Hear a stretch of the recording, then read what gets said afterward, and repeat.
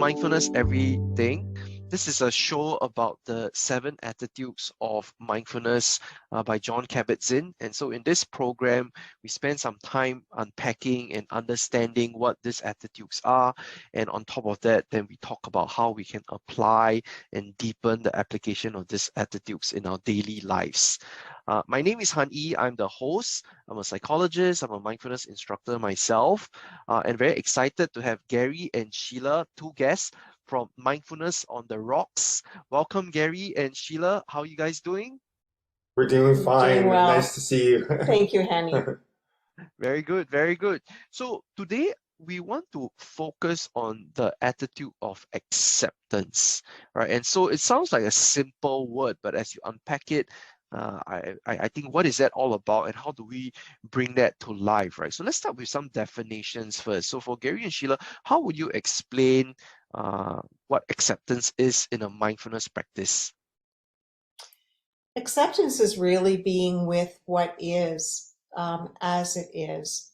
It doesn't mean being passive and accepting things that should not be.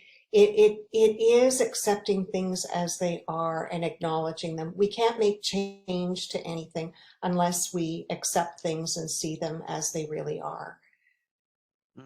Okay, thank you. And there's a term about grasping and hurling.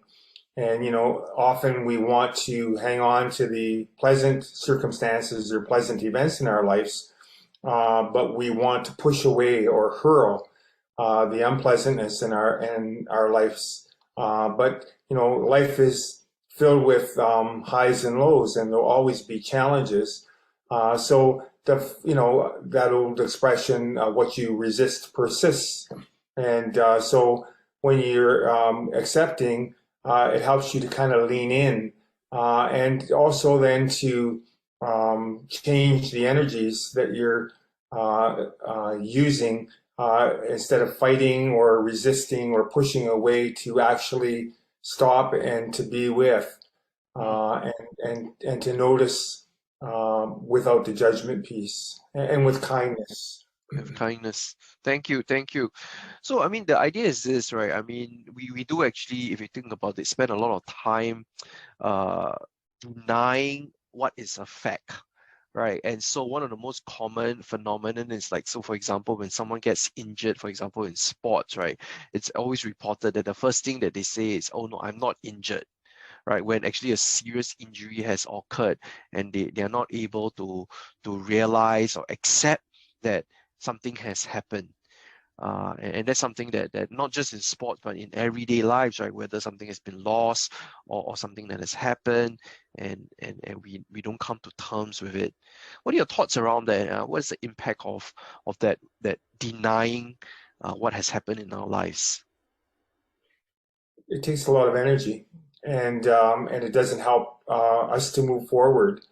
I kind of smiled internally when you said that about sports, people injuring themselves. So I'm a runner. I've run for 23 years, and I tore my meniscus a couple months ago, and I have come to the realization that I may not run, or my running might be very limited in the near future. And that was a hard thing to be with, because you want to hang on to the past. You want to be what you were when you were at your best, or what you perceived was your best. But in doing so, you're really limiting possibilities for what the future can be, and what opportunities might come your way. So yeah, the acceptance piece can be very difficult. So how can one? Oh, go ahead, Sorry. Sheila. I was going to say, I think it's even more difficult and there's more suffering when we really are denying and pushing away. But when we lean into it and we can actually be with it, meaning whatever it is that is difficult to accept, there is some sense of peace that comes with that, because we aren't, as Gary says, we're not pushing it away and we're not trying to hang on to. It's the truly being with it. there's something peaceful about that, liberating maybe. I It's think also, about the term looking at it in the eye. And, often when I talk about acceptance, I think about there's a Canadian author by the name of is it Yan or Yanni? Jan Martel. Jan Martel. He wrote a book called The Life of Pi. oh yeah, And it's about a boy who's raised in India, and he and his family decide to relocate to America in Canada, and they put all the zoo creatures on a boat. The boat sinks, and lo and behold, he finds himself on a life raft with a tiger, and it really is about being with what's there with full acceptance, and so he really had to befriend the tiger in order to survive. We are often befriending the tiger when we come to acceptance. mm.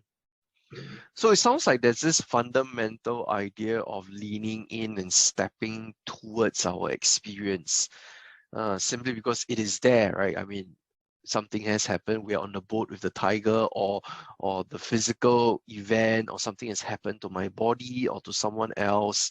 It's a fact, right? And so sometimes the denial, but the counterintuitive, we step in. What are your thoughts about how we can enable and support people in this process of leaning in? Because as you say, it is difficult and sometimes uncomfortable as well. What I've learned in the trauma sensitive mindfulness work that I've done is that we can titrate that. We don't have to do it all at once. It doesn't have to be huge and big steps. We can do it gently. We can come to our mindfulness practice. We can bring our awareness to, the soles of our feet, or how it is that we're in our posture or our breath. And our minds will wander. And maybe our minds will go to that which is very difficult to be accepting or to being with. But we can titrate that. We can be gentle with ourselves. We can lean into it, be with it, and know that we can come back to another focus of attention, which is the breath, or, the posture or nature. And as well, you can have different anchors, and you talked about soles of the feet. If one area of acceptance is that you have COVID and you have difficulty breathing, the last thing that you may want to do is focus on the breath. So, an acceptance of your situation, but knowing that there is choice. And some of the choices might be alternate anchors of awareness, like your hands on your thighs, or your feet touching the surface of the ground. And knowing that you have, the safety to do this. And, there's a person by the name of Fleet Mall who teaches a practice, safe, resourced, and connected, which is a lovely meditation. Again, just knowing that, you're safe in this moment. You have the resources that you need, and you to get through this. And also, you're connected. You're not alone.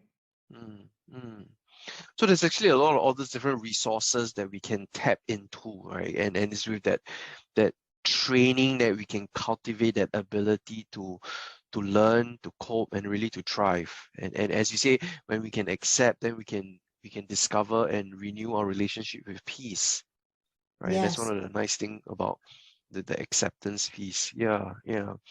Any other thoughts about how we can enable and support people to expand on the acceptance into our daily living as well? Well, I think it's to also know what it is that nurtures us and keeps us well, so that when we feel that we are overwhelmed with what it is that we need to be with, what is it then that will nurture us and provide us with the care that we need? That might be a cup of tea, it might be a relationship or a connection with others. It might be stillness, coming to the breath. It might be music. So it really is to understand ourselves and know what will serve us. And what has served us in the past might be very different. Some of our knowing what our patterns were or are, and that maybe in the past those were those were supportive, but they no longer serve us. And so to know what is something that might be help us with our well-being. So that recognition and the acceptance that, oh, see, I'm very tired now, it's time to take a break. Or accepting that what has helped me is no longer helping me, and then I can pivot. And then there's that flexibility and the adaptability to make wiser decisions for our own well-being. Am I right to say that? Yes, yeah. And one of the things I really like about the mindfulness-based stress reduction program is the group experience.